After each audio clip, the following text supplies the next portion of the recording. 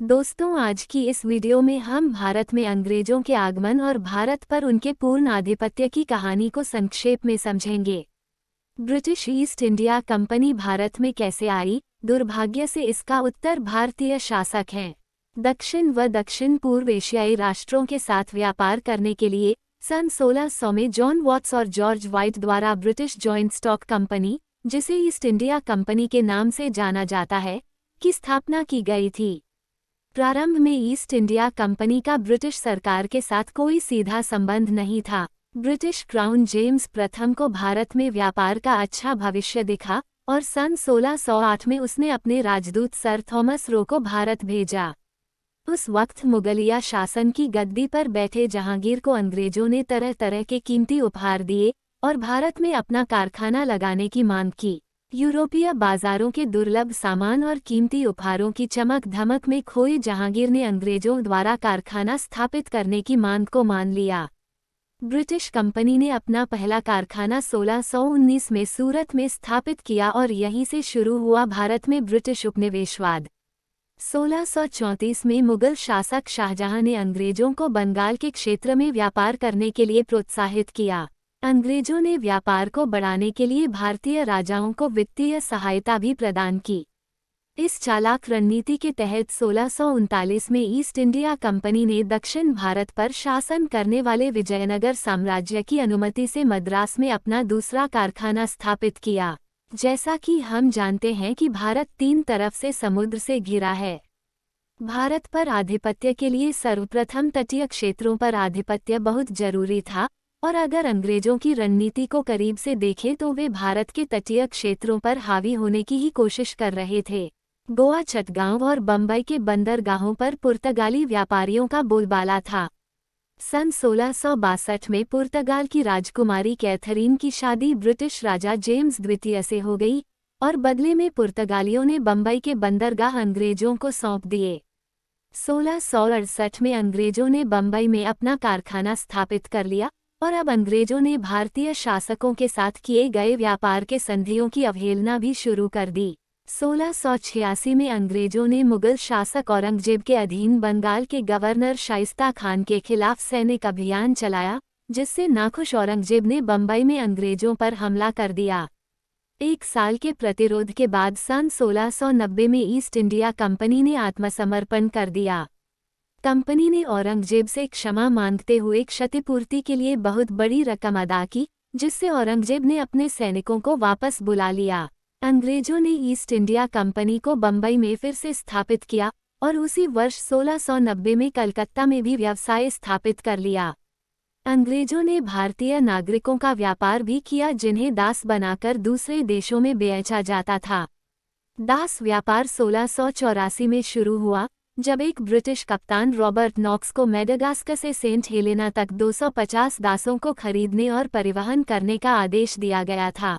अब एक और सवाल हमारे सामने आता है कि आखिर अंग्रेजों को अपनी सेना खड़ा करने का अधिकार कैसे मिल गया? दुर्भाग्यवश इसका भी जवाब हमारे भारतीय शासक ही हैं। शुरुआत में ईस्ट इंडिया कंपनी को अपने व्यापार की सुरक्षा के लिए सुरक्षा गार्ड रखने की अनुमति थी, लेकिन बाद में अंग्रेजों ने भारतीय राजाओं को आश्वस्त किया कि उनके व्यापार को संरक्षित करने के लिए उन्हें पूरी तरह सुसज्जित सेना रखने की आवश्यकता है। इसके बाद ही अंग्रेजों ने अपनी विशाल सेना खड़ी कर दी, और विडंबना तो यह है कि ब्रिटिश सेना में 90% भारतीय ही थे। धीरे धीरे अंग्रेजों ने अपनी कूटनीति और बल प्रयोग से डच, पुर्तगाली, फ्रेंच, स्पेनिश जैसे अन्य यूरोपीय व्यापारिक कंपनियों को भारत से बाहर खदेड़ दिया और भारतीय बाजारों पर एक छत्र आधिपत्य स्थापित कर लिया। सन 1717 में मुगल शासन ने बंगाल में अंग्रेजों के लिए सीमा शुल्क पूरी तरह से माफ कर दिया। ब्रिटिश कंपनी के मुख्य व्यवसाय कपास, रेशम, नील, चाय और मसाले थे। 1750 के बाद ईस्ट इंडिया कंपनी आक्रामक हो गई। उन्होंने भारतीय शासकों के खिलाफ लड़ाई शुरू कर दी। 1757 में नवाब सिराजुद्दौला के खिलाफ पलासी की लड़ाई और 1764 में बंगाली नवाबों और मुगल बादशाह शाह आलम द्वितीय की संयुक्त सेनाओं के खिलाफ बक्सर की लड़ाई में अंग्रेज जीत गए। इसके बाद अंग्रेजों ने हैदराबाद के निजाम के साथ एक संधि की और उसके अधीन समुद्री तटों पर कब्जा कर लिया।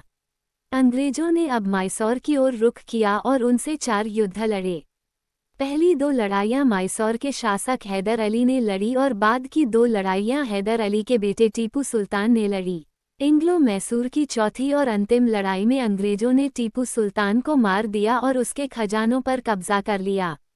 मुगल शासक, हैदराबाद निजाम और मैसूर शासक अंग्रेजों से हार चुके थे और अब बचे थे सिर्फ मराठे।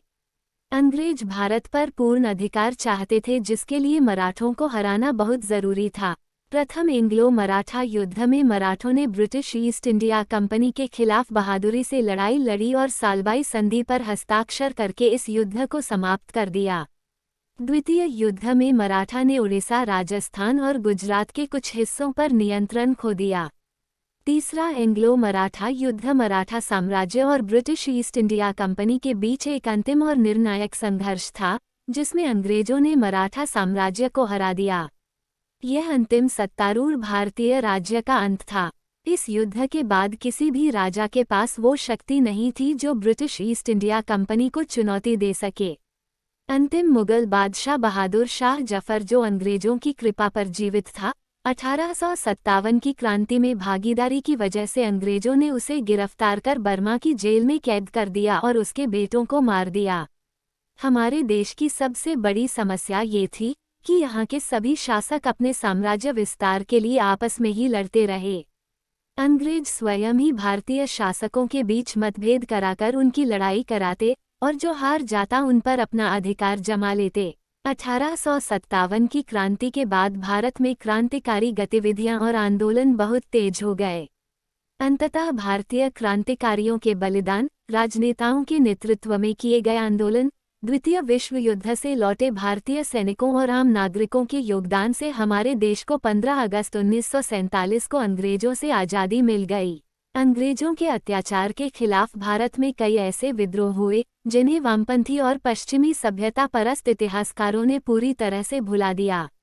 ऐसी भुला दी गई कई कहानियों को हमने अपने YouTube चैनल पर साझा किया है।